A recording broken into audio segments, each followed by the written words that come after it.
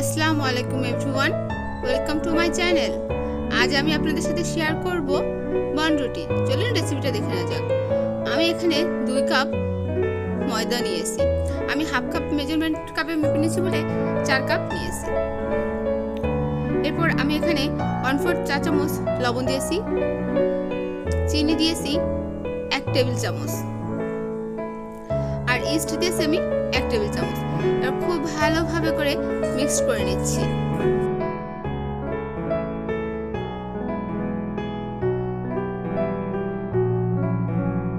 এরপর এতে আমি সয়াবিন তেল 1 টেবিল চামচ পরিমাণ অ্যাড করব। আপনারা চাইলে বাটার অ্যাড করতে পারেন।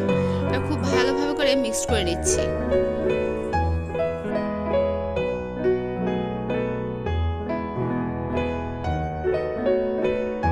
এরপর ভালোভাবে মিক্স করা হয়ে গেলে আমি এখানে হালকা কুসুম গরম পানি এখানে অ্যাড করে খুব ভালোভাবে করে ডোটা মুথে নিব।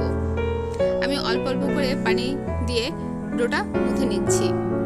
একেবারে পানি দিয়ে দিলে ডোটা পাতলা হয়ে যেতে পারে, এর জন্য অল্প অল্প করে পানি দিয়ে মুথে নেওয়াটা উচিত।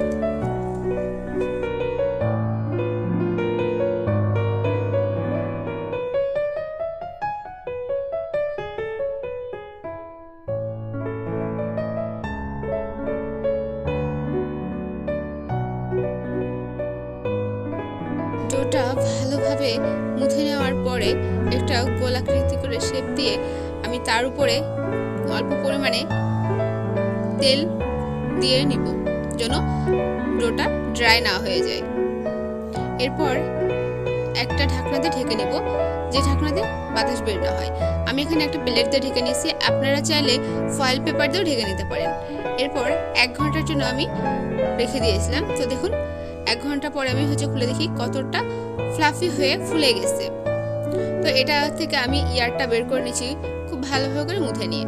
আমি এই কাজটা করব 5-6 মিনিট ধরে।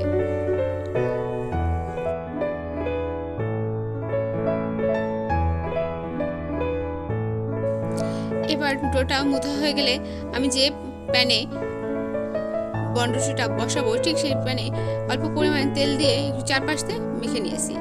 এরপরে আবার ডোটা একটু মুথে নিয়ে ছোট ছোট লেচি কেটে নেব।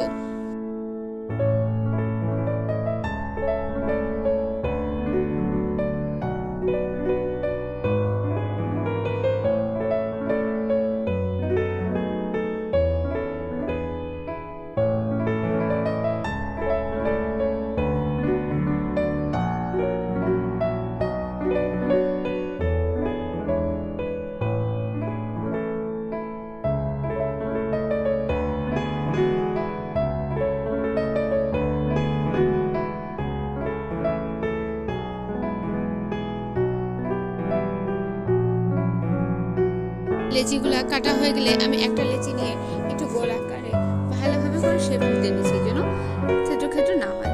এরপর যে প্যানে তেল দিয়ে নিয়েছি সেই প্যানে এক এক করে আমি ডোগুলা দিয়ে দিব। এরপর আমি আবারও ঢেকে রাখতেছি 15 থেকে 20 মিনিটের জন্য। দেখুন আমি 15 মিনিট পরে ঢাকনাটা খুলে দেখি কতটা ফুলে গেছে। এরপর আমি এখানে একটু মিল্ক ব্রাশ করে দিচ্ছি। আপনারা চাইলে ডিমের কুসুমটা ব্রাশ করে দিতে পারেন। এরপর আমি ঢাকনা দিয়ে চুলায় বসাই দিয়েছি। আমার ফ্রাই প্যানের যে মুখাটা যে ফাঁকা ছিল সেটা আমি একটা পেজ দিয়ে খুব ভালো করে মুখে অফ করে নিয়েছি। আর আমি এটা সরাসরি চুলায় বসাইনি, আমি এটা একটা তাওয়ার উপরে চুলাতে বসাইছি, যেন সরাসরি ধরে না যায়। তো এভাবে করে আমি 15 মিনিট করে জাল করব। দেখুন রুটিগুলা হয়ে গেছে। এরপর আমি তলের তাওয়াটা উপরে দিয়ে নিব। তো এভাবে করে দেখুন আমার রুটিগুলো সবগুলো হয়ে গেছে। তো আমার ভিডিওটা যদি আমার ভালো লেগে থাকে অবশ্যই আমার চ্যানেলটা সাবস্ক্রাইব করবেন। আর দেখুন রুটিটা কতটা সুন্দর আকারে ফ্লাফি হয়েছে। তো এভাবে করে বাসায় রুটি বানিয়ে দেখবেন, খেতে অসম্ভব সুন্দর হবে। সো আজকে মতো বিদায় নিচ্ছি। আল্লাহ হাফেজ।